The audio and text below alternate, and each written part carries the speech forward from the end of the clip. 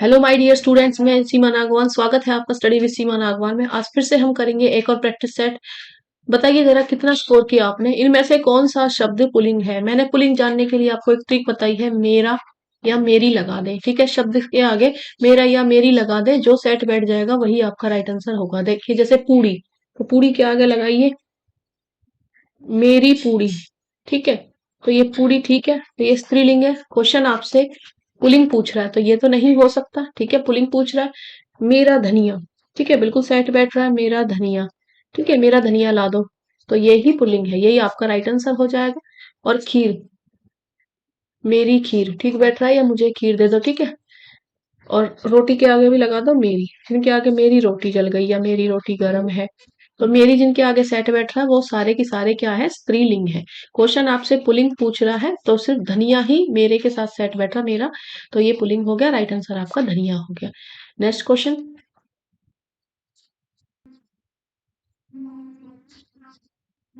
Next question देखिए, किस विकल्प में सभी परस्पर पर्यायवाची है।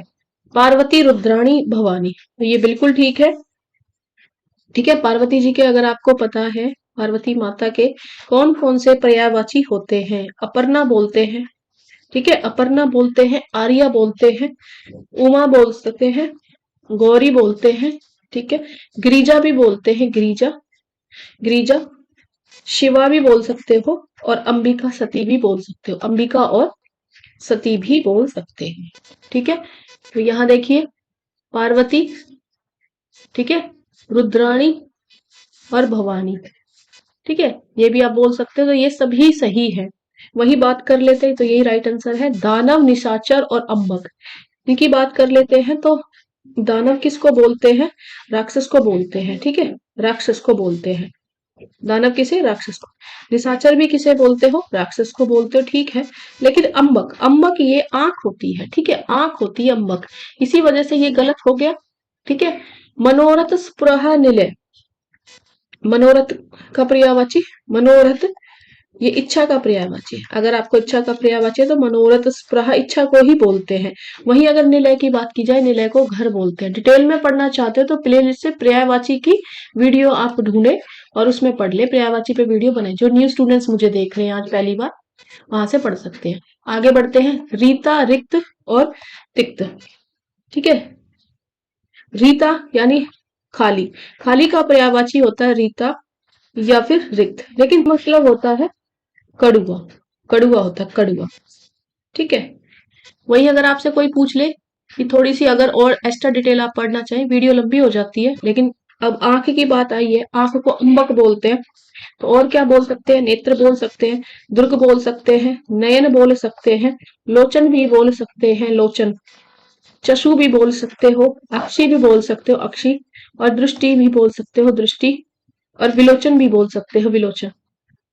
ठीक है, वही अगर आप इच्छा की बात करें, इच्छा के और कौन कौन से हो सकते हैं, मनोरथ और स्पृहा तो था ही, अभिलाषा भी हो सकता है, अभिलाषा, अभिलाषा, ठीक है, अभिलाषा, अभिप्राय भी हो सकता है, अभिप्राय, चाह और कामना भी हो सकता है, चाह, आपने कुछ चाहा या कामना की, इप्सा भी हो सकता है, इप्सा, इप्सा, लिप्सा, ये थोड़े से अच्छे वर्ड है, याद कर लेना, इच्छा, लिप्सा, लालसा और आकांक्षा, ये तो हम जानते ही हैं। ठीक है, आकांक्षा ये हम जानते ही हैं।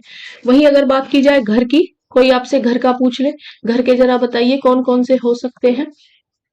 तो देखिए घर के कौन कौन से हो सकते हैं, घर को गृह बोल सकते हो, निकेतन बोल सकते हो, ठीक है, निकेतन, भवन आल्य, ठीक है, भवन आल्य, निवास, गृह, सदन, आगार, आगार भी बोल सकते हो, आगार, आयतन, आयतन भी घर को ही बोलते हैं, और आवास और धाम भी बोलते हैं, आवास और धाम भी बोलते हैं। वहीं अगर खाली की ओर पूछ ले तो रिक्त, रिक्त, रिक्त रीता को बोलते हैं, शून्य भी खाली को ही बोलते हैं, शून्य, खोखला बोल सकते हो, खोखला भी खाली को ही बोलते हैं, और खोखा भी बोलते हैं, खोखा। ठीक है, कड़ुआ या तिक्त के और पूछ ले आपसे तो तीता भी होता है, तीता, जिसका स्वाद चिरायते या नीम जैसा हो। ठीक है, तो इस तरह से आपको पर्यायवाची करने हैं। नेक्स्ट क्वेश्चन पे चलते हैं।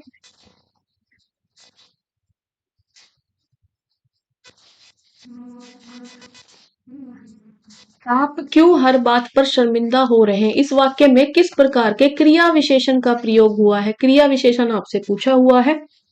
जो न्यू स्टूडेंट्स है, क्रिया विशेषण डिटेल में देख सकते हो, वीडियो बनी हुई है। ठीक है। परिमाणवाचक, स्थानवाचक, बात किस में आ जाएगी?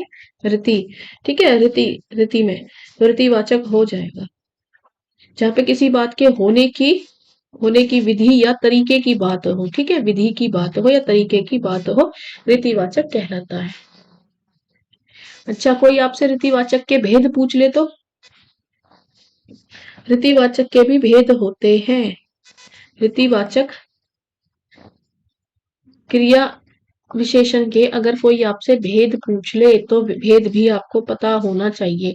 कौन कौन से हो सकते हैं? निश्चयवाचक, निश्चयवाचक क्रिया विशेषण, ठीक है। अनिश्चयवाचक, अनिश्चयवाचक क्रिया विशेषण। कारणात्मक, कारणात्मक जिसमें कारण बता दिया जाए, क्रिया विशेषण, ठीक है। और आक्षेपात्मक, ठीक है, अचानक कोई नहीं वाली कोई बात। या स्वीकारात्मक, जिसे स्वीकार किया जा सके, ठीक है। निषेधात्मक, जिसके लिए आप मना किया हुआ है, निषेधात्मक। या फिर आवर्त्यात्मक, या फिर अवधारक, या फिर कोई निष्कर्ष। ये सब रीतिवाचक क्रिया विशेषण के ही भेद हैं। ठीक है।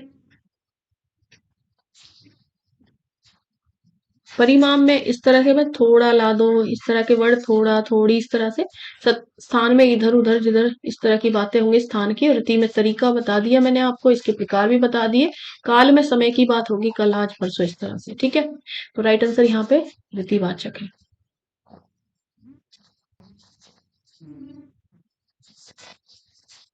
नेक्स्ट देखिए, मुझे साल भर वेतन नहीं मिला। साल भर की बात हो रही है, साल भर, साल भर यानी टाइम से रिलेट, और टाइम से रिलेट है तो वो कालवाचक होगा। ठीक है।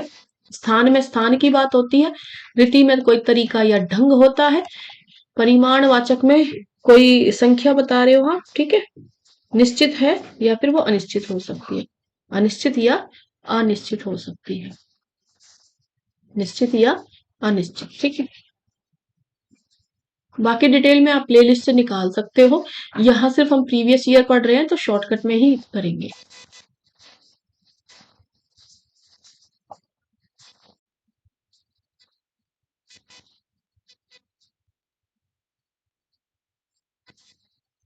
लास्ट क्वेश्चन देखिए, परिवार, परिवार संज्ञा का कौन सा प्रकार है? समूहवाचक संज्ञा, भाववाचक संज्ञा, जातिवाचक संज्ञा या व्यक्तिवाचक संज्ञा? तो राइट आंसर क्या हो जाएगा? राइट आंसर हो जाएगा समूहवाचक संज्ञा। परिवार एक समूह है, ठीक है। समूह मतलब किसका? व्यक्तियों का समूह माना जाएगा, ठीक है। जो इसमें परिवार के मेंबर रहते हैं, व्यक्तियों का एक समूह है, ठीक है।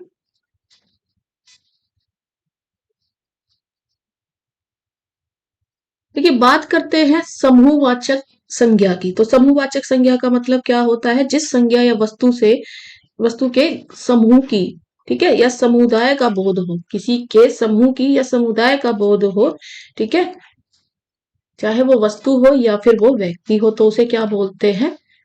समूहवाचक संज्ञा। और परिवार में कई सदस्य होते हैं, कई सदस्यों का आप समूह बोल सकते हो उसे, ठीक है। तो इसे क्या बोलेंगे? परिवार। और ये है समूहवाचक संज्ञा। भाववाचक में किसी के भाव की बात होती है, अवस्था की बात हो सकती है, ठीक है। जाति में आप जानते ही हो कि किसी की जाति की बात की जाएगी। जाति की बात कैसे की जाएगी? कि जैसे पर्वत है, उस पर्वत में कोई भी पर्वत हो सकता है, ठीक है। नदियां हैं, नदियों में कोई सी भी नदी का नाम आ सकता है, ठीक है। वहीं अगर नदी का सिंपल नाम लिया जाए, गंगा नदी है, यमुना नदी है, तो फिर वो व्यक्ति संज्ञा है। और सिर्फ नदी बोल दिया जाए तो वो जातिवाचक है। भाव में आप कोई भाव बता रहे हो या अवस्था बता रहे हो, अवस्था में आप बुढ़ापा, बचपन ये सब बता देते हो, ठीक है, बचपन बता देते हो। और वही भाव में इस तरह से बताते हो मिठास क्या है, कोई अवस्था, गरीबी, आजादी, साहस, वीरता, ये सब भाव में ही आ जाते हैं। फीलिंग्स स्पेशल, ठीक है, फीलिंग्स, आपकी भावनाएं। तो राइट आंसर फिलहाल परिवार के साथ कौन सा हो जाएगा? समूहवाचक। जैसा कि आप जानते हो कि यहाँ पे सिर्फ हम प्रीवियस ईयर क्वेश्चंस करते हैं, तो प्रीवियस क्वेश्चंस में मैं ज्यादा डिटेल में नहीं बता पा रही। संज्ञा आप प्लेलिस्ट से देख सकते हो वीडियो, जो नए स्टूडेंट्स हैं प्लेलिस्ट में बनाई हुई है, संज्ञा मैंने डिटेल में बताया हूँ। नेक्स्ट देखिए, स्थावर का विलोम शब्द है स्थावर। स्थावर का विलोम शब्द जंगम होगा, सचल होगा, चंचल होगा या चेतन होगा। तो राइट आंसर क्या हो जाएगा? जंगम हो जाएगा। ठीक है, स्थावर का विलोम शब्द क्या हो जाएगा? जंगम हो जाएगा। वहीं अगर सचल की पूछ ली जाए तो सचल का क्या हो जाता है? अचल हो जाएगा। और वहीं चंचल का पूछ लिया जाए स्थिर हो जाएगा। ठीक है, और चेतन का पूछ लिया जाए तो चेतन का जड़ होगा।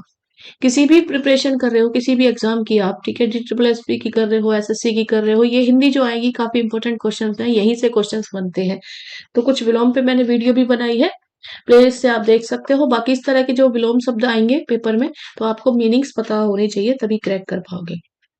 वहीं अगर इनके पर्यायवाची भी जान लो, पर्यायवाची कौन से होते हैं। ठीक है, सचल का अगर मैं पर्यायवाची की भी बात कर दूं तो वो भी आपको पता होना चाहिए। अस्थावर हो सकता है, ठीक है, सचल के पर्यायवाची अस्थावर हो सकता है।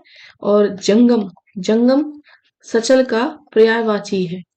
अस्थावर, जंगम, ठीक है, और वही चलिष्णु, चलिष्णु ये पर्यायवाची में आएंगे। ठीक है, वहीं अगर हम बात कर ले चंचल, चंचल के पर्यायवाची पूछ ले अगर आपसे कोई, चंचल का पर्यायवाची, ठीक है, तो चंचल के पर्यायवाची में कैसे करोगे? चपल होता है, चपल, चपल होता है। अनियमितता होता है, अनियतात्मता, ठीक है। अधीर भी बोल सकते हो, अधीर, और विलोल भी बोल सकते हो, विलोल। ठीक है, वही चेतन का अगर कोई पर्यायवाची पूछ ले आपसे, पर्यायवाची, ठीक है, अगर कोई चेतन का पर्यायवाची पूछ ले तो आप बोल दोगे प्राणवान। ठीक है, प्राणवान के साथ साथ प्राणिक, प्राणिक, प्राणवान, प्राणिक, और जीवंत, जीवंत, जीवंत, ठीक है, जीवंत, और या तनुधारी, तनुधारी भी है। ठीक है,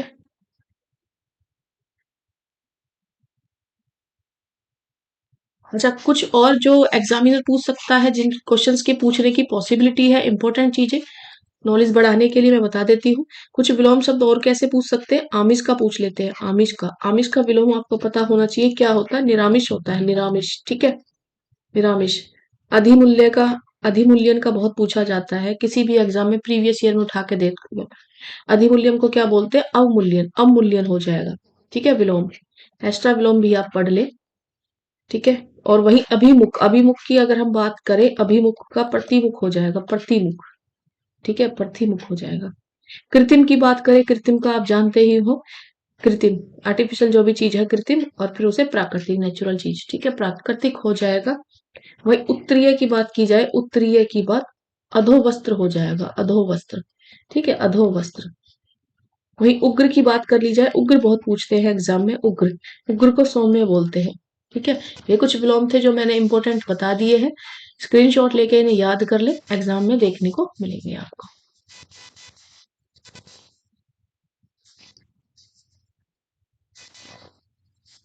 नेक्स्ट देखिए, ऋतिकाल को श्रृंगार, श्रृंगार काल, श्रृंगार काल इनमें से किसने कहा?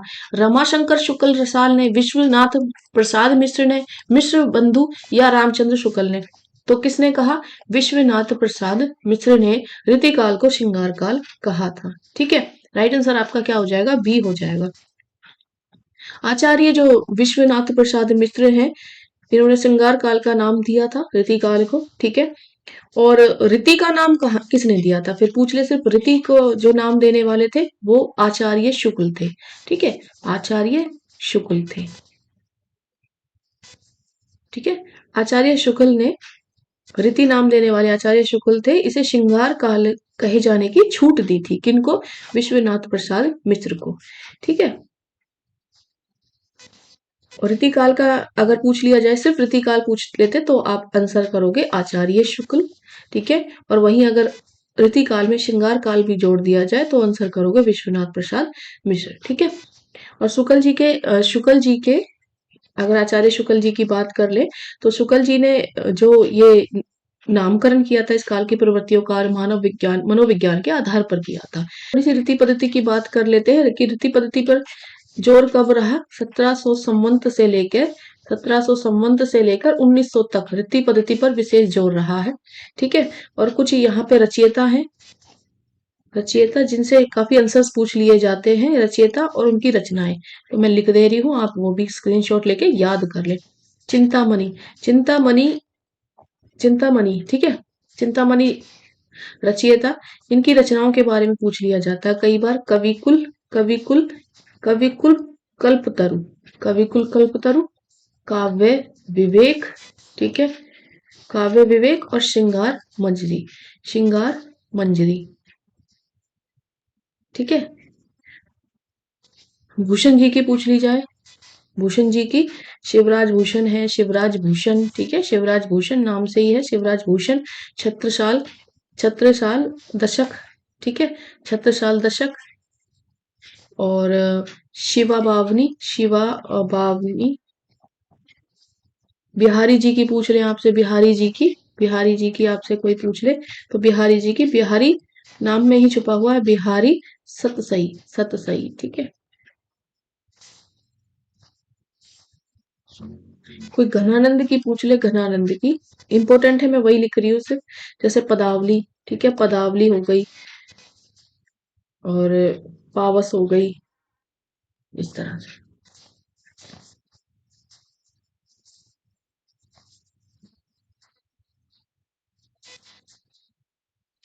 कृपया मेरी थोड़ी सी मदद करो, इस वाक्य में थोड़ी सी किस प्रकार का क्रिया विशेषण है? परिमाणवाचक क्रिया विशेषण, स्थानवाचक क्रिया विशेषण, रीतिवाचक क्रिया विशेषण, कालवाचक क्रिया विशेषण।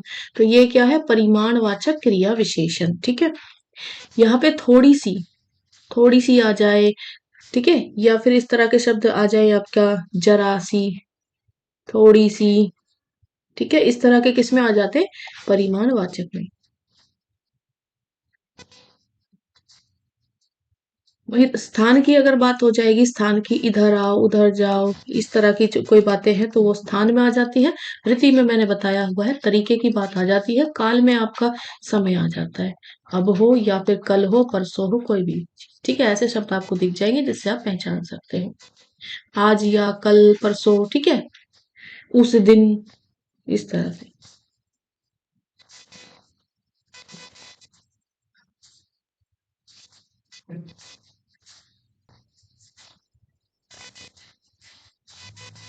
आमरण शब्द में कौन सा उपसर्ग है? देखिए, उ ए जैसा लगता है ना, तो आगे लगने वाले को उपसर्ग बोलेंगे, ठीक है। और प्रत्यय, प्रत्यय में पे आ रहा है, पीछे लगने वालों को प्रत्यय बोला जाता है, ठीक है। आम, देखिए आम। और ये भी देख लेना कि मूल शब्द अपने आप में होना चाहिए। अगर मूल शब्द अपने आप में है, इसका मतलब उसमें कोई प्रत्यय नहीं है, उपसर्ग नहीं होता।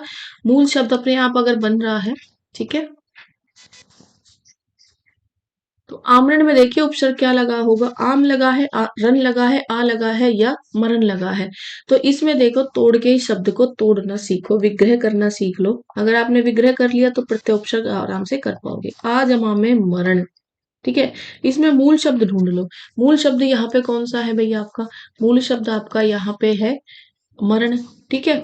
मरण अपने आप में एक मूल शब्द है, इसका अपने आप में एक मतलब निकलता है, ठीक है। मूल शब्द है मरण, तो इसके आगे आपने सिर्फ आ ही तो जोड़ा। और मैंने बताया कि जो आगे जोड़ते हो, आ आपने जोड़ा तो वही आपका राइट आंसर है। पीछे कुछ जोड़ देते, ठीक है, जैसे कि मरणीय, ठीक है, तो यहाँ मरण निकल गया, और ये जोड़ दिया आपने, तो मरणीय, ये क्या हो जाएगा? प्रत्यय हो जाएगा। इस तरह से आपको डिफरेंसेस समझ में आने चाहिए, ठीक है। बाकी उपसर्ग कितने प्रकार के होते हैं, कहाँ से शब्द लिए हैं, इस पे प्लेलिस्ट में जाके एक वीडियो देख सकते हो।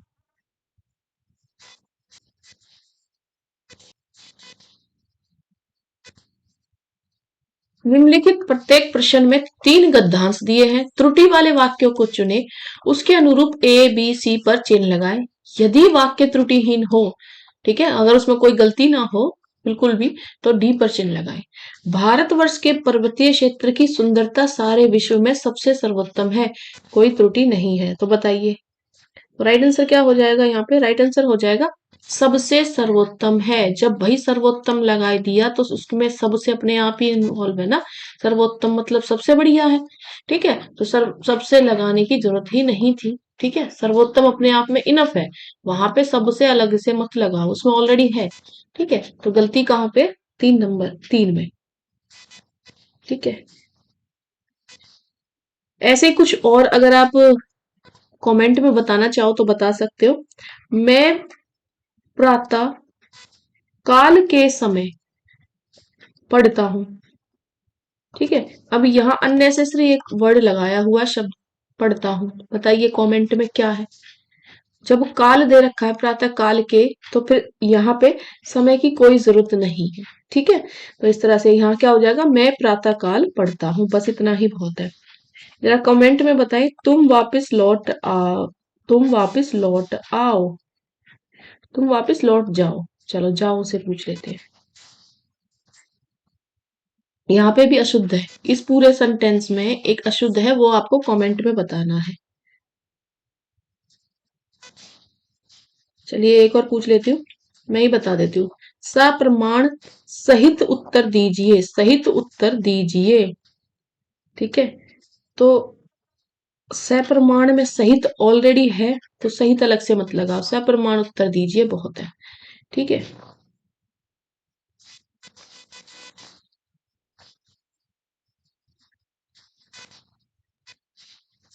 त्रिपुरा राज्य की राजभाषा कौन सी है, खासी, बांग्ला, असमिया या मैथिली?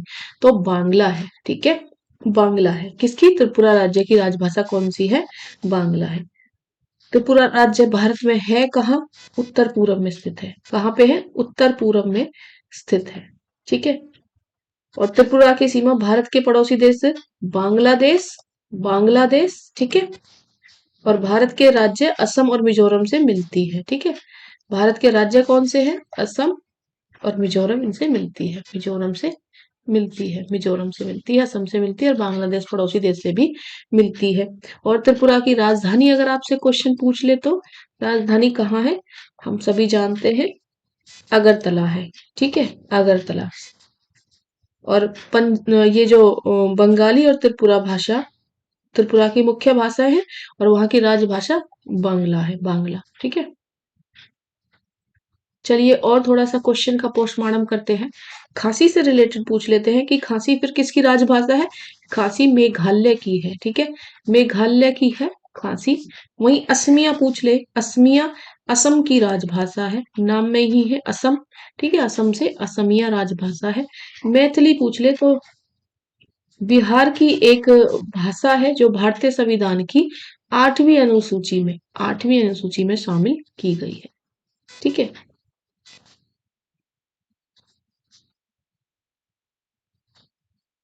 चलिए कमेंट में बताइए जरा, अंडमान और निकोबार की मुख्य राजभाषा क्या है, अंडमान एवं निकोबार की मुख्य भाषा क्या है, कमेंट में बताएं।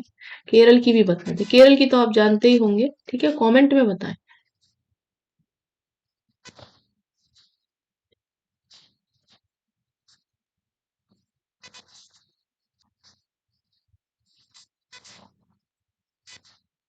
छप्पे किन दो छंदों का मिश्रण है, छप्पे किन दो छंदों का मिश्रण है, दोहा और रोला, रोला और उल्लाला, सोठा और दोहा, कुंडलिया और दोहा। तो राइट आंसर क्या हो जाएगा, रोला और उल्लाला। ठीक है।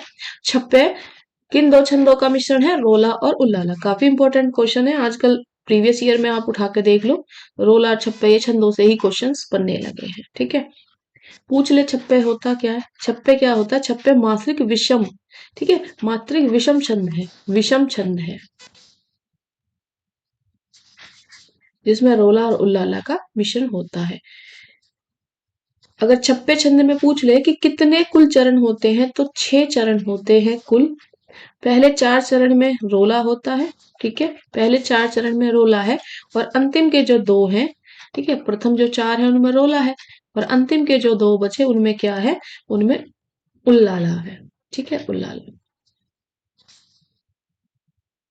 जिस तरह तुलसी की चौपाई, बिहारी के दोहे, रस खान के सवेये, ठीक है, पदाकार की कविता और गिरिधर कविराय की कुंडलियां प्रसिद्ध है, उसी तरह नाभा दास के छप्पे भी प्रसिद्ध है, नाभा दास के छप्पे भी प्रसिद्ध है। देखिए दोहा में क्या होगा, विषम में होंगी आपकी 13-13 मात्राएं, और जो इसके समचरण होंगे उसमें होंगी 11-11 मात्राएं। इनको उल्टा कर देना तो ये रोला हो जाएगी। रोला में क्या होगा, सम में हो जाएंगी, सम में हो जाएंगी 11 11 मात्राएं,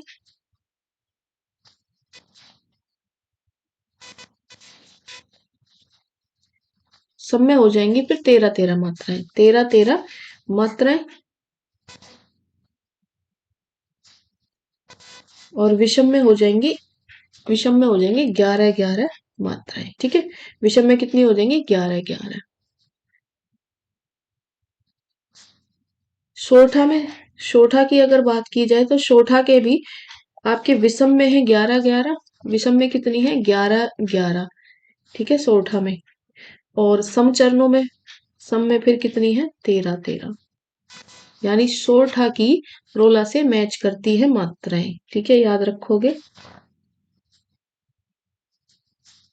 कुंडलियां और दोहा में देख लेते हैं क्या है। कुंडलियां में कितने हैं? देखो, है तो टोटल 24 ही मात्राएं, और कुंडलिया में दोहा रोला के संयोग से बना है। कुंडलिया किससे बनता है? दोहा, और इसमें रोला के संयोग से बनता है, से बना छंद है कुंडलिया। और इसमें 6 चरण होते हैं, कुंडलिया में भी 6 ही चरण होते हैं, और प्रत्येक चरण में 24 मात्राएं होती है। ठीक है, कुंडलिया के पहले 2 चरण क्या होंगे? दोहा होंगे, और शेष 4 चरण रोला होंगे। ठीक है, धरेश का सही संधि विच्छेद है धरा जमा में अस, धरा जमा में इस, धरा जमा में ईश, धर जमा में ईश। तो राइट आंसर क्या है? धरा जमा में ईश। ठीक है, धरेश का सही संधि विच्छेद क्या है? धरा जमा में ईश। पूछ ले ये है कौन सा? तो ये गुण संधि है। संधि पे वीडियो पूरी डिटेल में प्लेलिस्ट से जान सकते हो। गुण संधि है। गुण संधि कौन सी होती है? ए के साथ या बड़े आ के साथ छोटा ऊ आए या बड़ा ऊ आए, कोई फर्क नहीं पड़ता, ये गुण भूल जाता, बनेगा ओ ही। ठीक है, ये दो मिलाओ, इसके साथ ये मिलाओ, इसके साथ ये कुछ भी मिलाओ, बनेगा ओ ही आपका। ठीक है, वहीं अगर ए जमा में आ के साथ अगर आप बड़ी ई मिलाओ या फिर छोटी ई मिलाओ, बनेगा ए ही बनेगा। ठीक है, तो ये गुण संधि के ही गुण होते हैं। वहीं ए जमा में ऋण ऋषि मिला दे तो अर ही बनेगा, अर। ठीक है,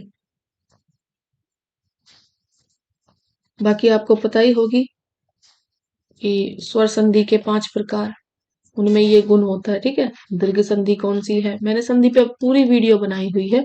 दीर्घ संधि, गुण संधि, ठीक है, वृद्धि संधि, यण संधि और अयादि संधि, आप वहां डिटेल में देख सकते हो। वहीं व्यंजन संधि और विसर्ग भी डिटेल में पढ़ाया हुआ है।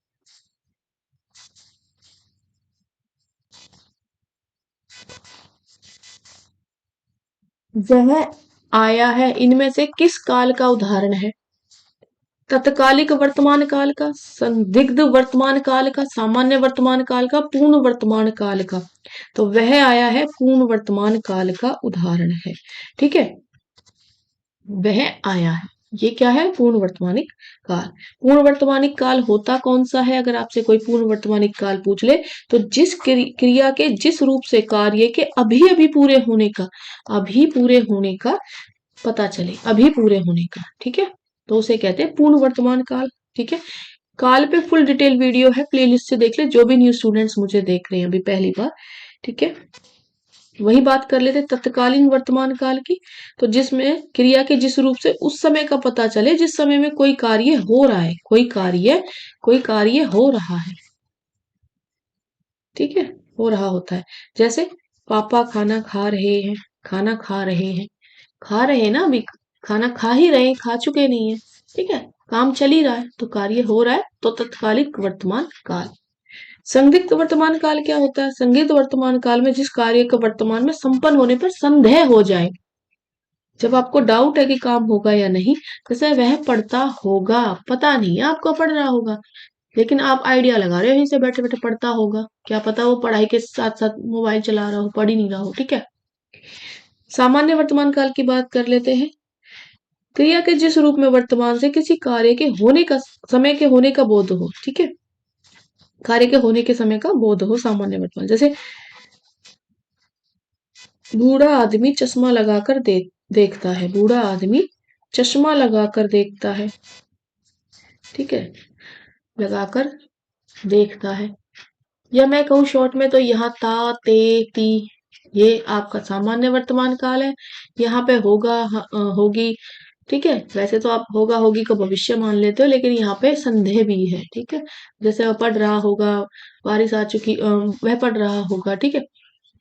या फिर वह शायद वह ऑफिस में खा रहा होगा, इस तरह से कोई भी समय। और यह तत्काल में आपको रहा है, रहे ही ऐसे दिख जाएंगे, रही है, ठीक है। वीडियो चल रही है, ठीक है। आपकी पढ़ाई हो रही है, इस तरह के पूर्ण में काम हो चुका होगा, या अभी अभी पूरे होने का आभास होगा। क्लियर? भी कोई डाउट हो तो आप और डिटेल में देख सकते हो, पूरी वीडियो मैंने बनाई हुई है।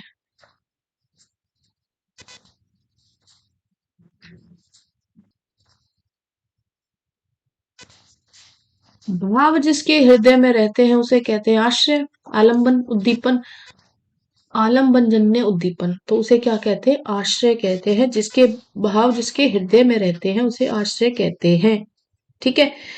अब भाव जिसके हृदय में रहेंगे उसे आश्रय कहा जाएगा। या फिर जिस व्यक्ति, ठीक है, या फिर जिस व्यक्ति, व्यक्ति या फिर पात्र के हृदय में भावों की उत्पत्ति होगी, ठीक है, भावों की उत्पत्ति होगी, उसे आप आश्रय कहेंगे, ठीक है। आलंबम विभाव के दो भेद होते हैं। कितने भेद होते हैं? दो, ठीक है। आलंबम विभाव के दो भेद होते हैं, आश्रय और विषय, ठीक है। तो आलंब का ही भेद है आश्रय, आश्रय और विषय। आश्रय मैंने बता दिया, जिसके हृदय में भावों की उत्पत्ति हो, भावों की उत्पत्ति हृदय में हो, ठीक है। और विषय किसकी होती है?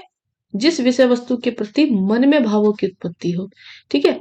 यानी जिसके बारे में, ठीक है, जिस विषय वस्तु के बारे में, विषय वस्तु के प्रति मन में भावों की उत्पत्ति होगी, विषय वस्तु के प्रति।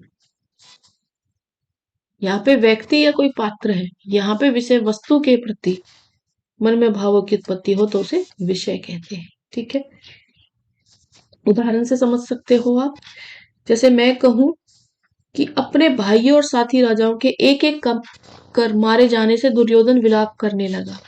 तो किस लिए रोया? उसके हृदय में जो विलाप हुआ किस लिए? उसके भाइयों के या साथी राजाओं के लिए, ठीक है। इनमें से कौन सा शब्द वायु का पर्यायवाची है? अनिल है, पवन है, ये सभी, या समीर? तो राइट आंसर हो जाएगा ये सभी, ठीक है। वायु की अगर हम बात कर ले, वायु के पर्यायवाची हवा भी होता है, वात भी है, मरुत भी है, मारुत भी है, ठीक है, मारुत भी है, पवमान भी है, पवमान, ठीक है, प्रभंजन भी है, प्रभंजन, प्रवात भी है, प्रवात, और समीरण भी है, समीरण। इनमें से तत्सम शब्द कौन सा है? जूता, मनुष्य, सूरज या घर? तत्सम, सम मतलब संस्कृत के समान, ऐसा शब्द ढूंढना जो संस्कृत में हो। तो देख लो कौन सा होगा। तो राइट आंसर क्या हो जाएगा? मनुष्य। ये इस तरह के जो से आते हैं ना, वो आपके संस्कृत में ही होते हैं, ठीक है। तो मनुष्य हो गया। जूता तो हिंदी का ही है। सूरज, घर, ये सब आपके कौन से? जो हिंदी के हैं उन्हें तद्भव बोलते हैं, जो हिंदी के हैं उन्हें तद्भव बोलते हैं, ठीक है। तद्भव में फिर आप मानुष बोलते हैं, मनुष्य को क्या बोलते हैं? मानुष बोलते हैं, ठीक है। सूरज को अगर हम तत्सम में लिखें तो सूर्य हो जाएगा तत्सम, ठीक है। यहाँ तद्भव दिया हुआ है, सूरज है तद्भव, हिंदी वालों को तद्भव बोलते हैं। घर को, घर आपने लिखा हुआ तद्भव है, और गृह लिख दें तो वो तत्सम हो जाता, ठीक है।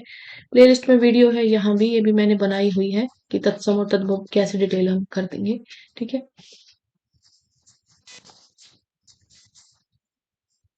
वहीं एक और क्वेश्चन है, निम्न में से कौन सा शब्द देशज है? ठीक है, वहीं से क्वेश्चन आया हुआ है। देशज कौन से होते हैं? अपने देश के जो कुछ देसी भाषा में जो शब्द होते हैं ना, तो उन्हीं को बोलते हैं, देशी शब्दों को ही हम देशज बोलते हैं, ठीक है। गोबर, घोड़ा, हल्दी, कटोरा, तो राइट आंसर क्या है? कटोरा, ठीक है। बाकी ये सब क्या है? तद्भव है, तद्भव दिए हुए हैं आपको। तद्भव मतलब हिंदी के वर्ड है गोबर, घोड़ा, हल्दी, और अगर इनके तो कोई तत्सम यानी आपसे संस्कृत में पूछ ले तो गोबर का क्या हो जाएगा? गोम्य हो जाएगा, ठीक है, गोम्य। घोड़े का आप घोटक बोलोगे, घोटक। और वही हल्दी का पूछ ले तो हरिद्रा हो जाएगा, हरिद्रा, ठीक है। कुछ शब्दों को आप देशज बोलते हैं जो आपके देसी शब्द हैं, जैसे कि जूता हो गया, ठीक है, ठेठ हो गया, लोटा हो गया, लुटिया हो गया, ठीक है, दिया हो गया, लोटा हो गया, और लठ हो गया, लठ हो गया, लाठी, इस तरह से। और कुछ विदेशज होते हैं, विदेशज, ठीक है। विदेशज मतलब जो विदेश से आए हुए, इनको आगत शब्द भी कहते हैं, ठीक है। उर्दू से लिए हैं कुछ तो हमने, कुछ फारसी से लिए हैं, कुछ अंग्रेजी से लिए हैं, ठीक है। जैसे उम्र, आबरू उर्दू से लिए हुए हैं। डॉक्टर, डॉक्टर ये हमारा अंग्रेजी से लिया।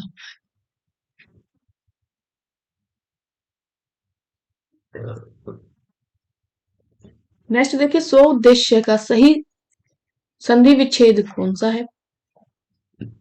सो जमा में देश्य, सोद जमा देश्य, सो जमा देश्य, या स जमा उद्देश्य। राइट आंसर है स जमा में उद्देश्य। कौन सी संधि है ये? गुण संधि है, ठीक है, गुण संधि है। धार्मिक में प्रत्यय क्या है? धार्मिक में का, इक, मिक या धर्म। प्रत्यय क्या होता है? पा से पीछे लगने वाले, जो मूल शब्द के पीछे लगे, ठीक है। मूल शब्द के जो पीछे लगे उन्हें प्रत्यय कहते हैं। धार्मिक को जरा तोड़े, धर्म जमा में इक, तो मूल शब्द क्या है? धर्म। इक कोई मूल शब्द तो होता नहीं, इक का कोई अर्थ तो निकलेगा नहीं, ठीक है। जिसका अर्थ निकल रहा है वो है आपका धर्म, और यही है आपका मूल शब्द। और इसके जो पीछे लगाया है इक, और इक है आपका ये प्रत्यय, ठीक है।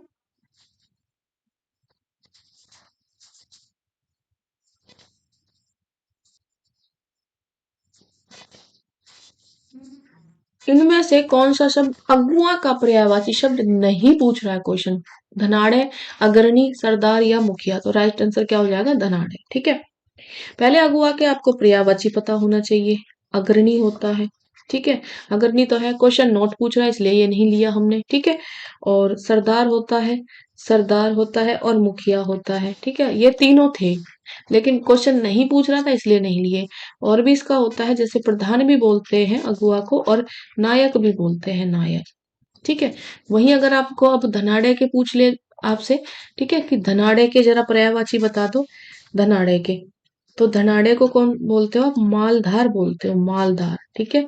धनी, अमीर, और अमीर को आप रईस भी बोलते हो, रईस, ठीक है।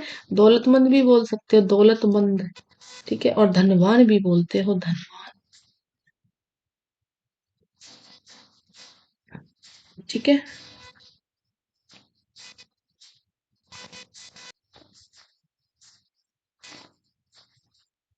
साथियों, हार्दिक स्वागत। इस वाक्य में कौन सा कारक है? तो देखिए, बिना पढ़े ही जब आप यही एक्सक्लेमेटरी साइन विषय में मोदी चिन्ह देख लो, तो ऐसे सारे संबोधन कारक होते हैं। बाकी कारक पे प्लेलिस्ट से वीडियो देख सकते हो, डिटेल पढ़ाया हुआ है, ठीक है। बाकी थोड़ी सी पहचान बता देती हूँ, जैसे कि अधिकरण कारक, ठीक है। अधिकरण में मैं या पर दिखेंगे। अधिकरण का मतलब क्या होता है? आश्रय होता है, आपका आश्रय। तो ठीक है, जहाँ पे आश्रय की बात हो जाए, जहाँ मैं और पर दिखे, या फिर विभक्ति करने पर कोई भीतर, अंदर, ऊपर, ठीक है, बीच, इस शब्द के प्रयोग हो तो कारक में वो अधिकरण ही कहेंगे। जैसे पानी में मछली, ठीक है, पानी में मछली रहती है, तो ये मछली में, ये आगे दिख गया, पानी आधार है, वहां मछली रहती है, तो मैं कौन सा है? अधिकरण कारक। भंवरा फूलों पर मंडराता है, भंवरा कहाँ मंडरा रहा है? फूलों पर, ठीक है, फूलों पर मंडराता है, मंडरा रहा है, तो पर आ गया, पर वाले कौन से? अधिकरण, ठीक है। पूरा आधार है, भंवरा वहां मंडरा रहा है, ऐसे भी सोच सकते हैं। अपादान मतलब दान वाली बात की हुई है, किसी को कुछ देना है तो वो अपादान है। जैसे मैंने निशा को पैसे दिए, ठीक है, को पैसे दिए, कुछ भी चीज दी जा रही है, ठीक है। राम ने सीता को अंगूठी दी, ठीक है, अंगूठी दी। अब देने वाली बात जो होगी वो अपादान। संबंध में आप दो चीजों का संबंध बताते हो, ठीक है। कैसे शब्द होंगे? या तो काके की पहचानोगे, या नाने नी पहचानोगे, नाने नी, ठीक है, या रारेरी पहचानोगे। जैसे यह सुनील की किताब है, यह सुनील की किताब है। किताब तो है लेकिन किसकी है? किताब किससे जुड़ी हुई है, किससे संबंध है? सुनील की है ना भाई, तो की भी आ गया शब्द। मैंने बताया काके की से पहचानो, नानी रारेरी से, ठीक है। वह नरेश का भाई है, काके की, तो संबंध।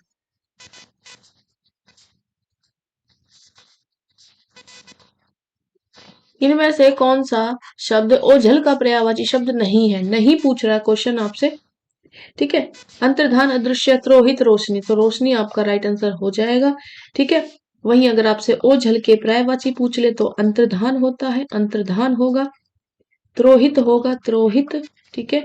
और अदृश्य होगा, अदृश्य। लुप्त भी होगा, लुप्त। और गायब भी होता है, गायब। ठीक है। ये सारे ओझल के पर्यायवाची हैं। तो अंतर्धान, अदृश्य, तिरोहित ये सारे आए हुए हैं, ये ओझल के पर्यायवाची है। क्वेश्चन नहीं पूछ रहा है तो रोशनी नहीं है। ठीक है। रोशनी नहीं है तो रोशनी के भी जरा पर्यायवाची बता दो, कौन कौन से हो सकते हैं। उजाला हो सकता है, प्रकाश बोल सकते हो, प्रकाश। जगमगाहट बोल सकते हो, जगमगाहट। ठीक है। वही। ठीक है। और क्या बोल सकते हैं, चमक भी बोल सकते हो, वही चमक। ठीक है।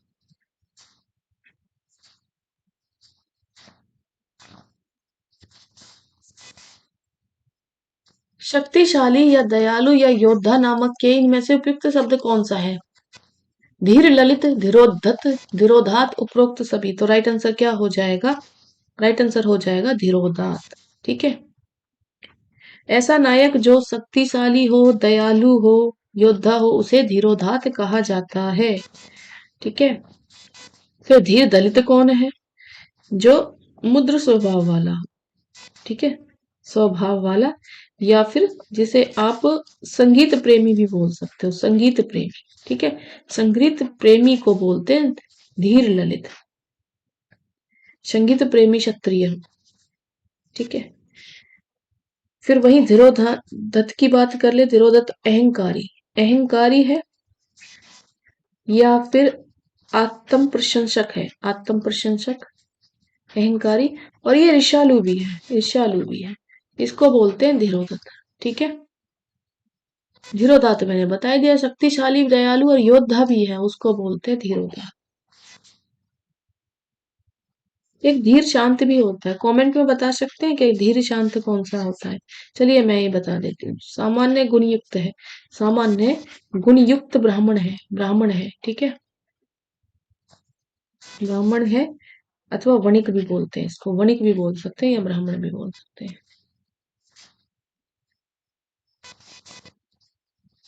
निम्नलिखित में से कौन सा मुख्य पूर्ण भूतकाल का उदाहरण है। वे गए, वे खा रहे थे, वे गए थे, वे सोकर उठे थे, वे आए थे। ठीक है। वे आए थे क्या है, आपका पूर्ण भूतकाल है। ठीक है। फिर वे गए, ये कौन सा, ये सामान्य भूतकाल है, सामान्य भूतकाल। देखिए यहाँ हम previous year questions paper solve करते हैं, फुल डिटेल में आप प्लेलिस्ट से वीडियो निकाले जहाँ पे काल पढ़ाया हुआ है, वहां आपको काल से रिलेटेड डिटेल मिलेगी। यहाँ तो मैंने मिक्स क्वेश्चन रखे हैं तो ज्यादा नहीं बता पाती। ठीक है। वरना वीडियो बहुत लंबी हो जाएगी। वे खा रहे थे, खा रहे थे अपूर्ण, अभी खा ही रहे थे। ठीक है। तो कार्य पूरा नहीं हुआ, अपूर्ण भूतकाल। ठीक है। वे सोकर उठे हैं, आसन्न भूतकाल, आसन्न भूतकाल।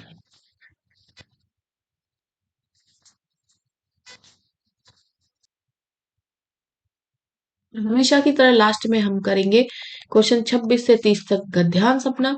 निम्नलिखित गद्यांश को ध्यान पूर्वक पढ़िए और उसका, उस पर आधारित प्रश्नों के उत्तर चुनिए। विधाता रचित इस सृष्टि का सिरमौर है मनुष्य, उसकी कारीगरी का सर्वोत्तम नमूना। इस मानव को ब्रह्मांड का लघु रूप मानकर भारतीय दार्शनिकों ने यत पीएड़े तत् ब्राह्मण की कल्पना की थी। उनकी यह कल्पना मात्र कल्पना नहीं थी, पर प्रस्तुत यथार्थ भी थी। क्योंकि मानव मन में जो विचारणा के रूप में घटित होता है, उसी का कृति रूप ही तो सृष्टि है। मन तो मन, मानव का शरीर भी अप्रतिम है, देखने में इससे भव्य, आकर्षक और लवणमय रूप सृष्टि में अन्यंत्र कहाँ है। अद्भुत एवं अद्वितीय है मानव सौंदर्य। साहित्यकारों ने इसके रूप सौंदर्य के वर्णन के लिए कितने ही अप्रस्तुतों का विधान किया है, और इस सौंदर्य राशि से सभी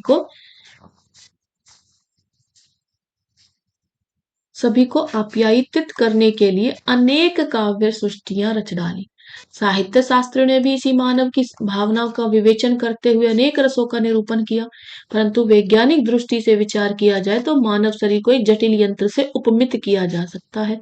जिस प्रकार यंत्र के एक पुर्जे में दोष आ जाने पर सारा यंत्र गड़बड़ा जाता है, बेकार हो जाता है, उसी प्रकार मानव शरीर के विभिन्न अवयवों में से यदि कोई एक अवयव बिगड़ जाए तो उसका प्रभाव सारे शरीर पर पड़ता है। इतना ही नहीं, गुर्दे जैसे कोमल नाजुक हिस्से के खराब हो जाने से यह गतिशील वपुयंत्र एकाएक अवरुद्ध हो जाता है और व्यक्ति की मृत्यु हो सकती है। एक अंग के विकृत होने पर सारा सारा शरीर दंडित व कालक वलिक हो जाए, यह विचारणीय है। यदि किसी यंत्र के पुर्जे को बदलकर उसके स्थान पर नया पुर्जा लगाकर यंत्र को पूर्ववत सुचारू रूप से व्यवस्थित रूप से क्रियाशील बनाया जा सकता है, तो शरीर के विकृत अंग के स्थान पर नव्य निरामय अंग लगाकर शरीर को स्वस्थ एवं सामान्य क्यों नहीं बनाया जा सकता। शल्य चिकित्सकों ने इस दायित्वपूर्ण चुनौती को स्वीकार किया और निरंतर अव्यवसाय पूर्ण साधना के अनंतर अंग प्रत्यारोपण के क्षेत्र में सफलता प्राप्त कर ली। अंग प्रत्यारोपण का उद्देश्य है मनुष्य दीर्घायु प्राप्त कर सके। यहाँ यह ध्यातव्य है कि मानव शरीर हर किसी के अंग को उसी प्रकार स्वीकार नहीं करता जिस प्रकार हर किसी को रक्त स्वीकार नहीं होता। रोगी को रक्त देने से पूर्व रक्त वर्ग का परीक्षक अत्यावश्यक है, तो अंग प्रत्यारोपण से पूर्व उत्तक परीक्षण अनिवार्य है। आज का शल्य चिकित्सक गुर्दे, यकृत, आंत, फेफड़े और हृदय का प्रत्यारोपण सफलतापूर्वक कर रहा है। साधन संपन्न चिकित्सालयों में मस्तिष्क के अतिरिक्त शरीर के सभी प्राय अंग का प्रत्यारोपण संभव हो गया है। चलिए स्टार्ट करते हैं क्वेश्चन। मानव को सृष्टि का लघु रूप माना गया है क्योंकि मानव मन में जो घटित होता है वही सृष्टि में घटित होता है। मानव सृष्टि का सिरोसार है, ठीक है, या मानव की शक्ति अपराज्य है, या मानव लघु मानव ही विधाता की सच्ची सृष्टि है। तो राइट आंसर आपका फर्स्ट हो जाएगा, ठीक है। नेक्स्ट है वैज्ञानिक दृष्टि का अपेक्षाकृत अभाव होता है। कब होता है अभाव? साहित्यकार में, साहित्य शास्त्री में। तो साहित्य शास्त्री में अभाव होता है, शल्य चिकित्सा में तो होता ही है वैज्ञानिक